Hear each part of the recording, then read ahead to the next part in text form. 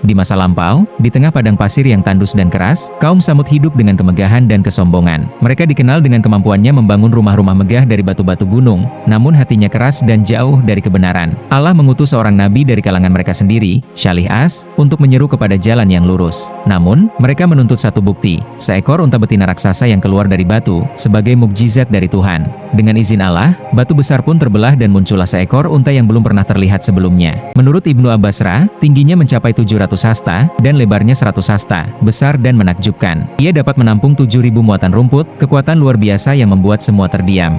Ketika sang raja menyaksikan mukjizat itu dengan mata kepalanya, hatinya luluh.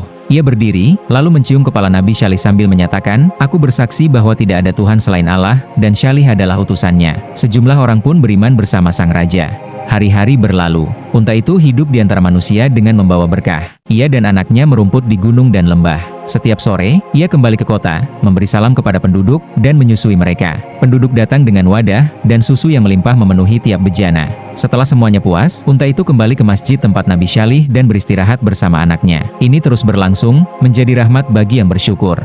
Namun, tidak semua hati tersentuh. Ternak-ternak milik kaum Samud mulai menjauh, enggan berbagi air dengan sang unta. Kebencian pun mulai tumbuh dalam hati orang-orang yang tamak. Di antara kaum itu, ada seorang wanita cantik bernama Katham. Ia adalah kekasih seorang pria kejam bernama Mashda. Mashda sering mabuk-mabukan bersama temannya, Hadar. Suatu malam, di rumah Katham, mereka bersenang-senang dengan arak. Namun, ketika mereka minta air untuk mencampurnya, Katham tak menemukan setetes pun. Ia bertanya ke tetangga, jawaban yang diterimanya adalah, air habis, unta itu yang meminumnya.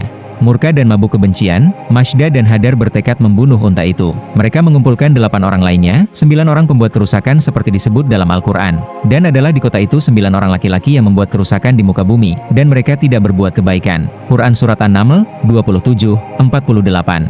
Hadar pun menyelinap ke pegunungan, tempat sang unta biasa merumput. Ketika unta mendekat, ia mengayunkan pedang dan menebas tubuhnya. Unta suci itu pun roboh ke tanah, darahnya membasahi pasir. Namun belum selesai. Hadar segera memburu anak unta itu, menebar kebencian hingga ke keturunan mukjizat.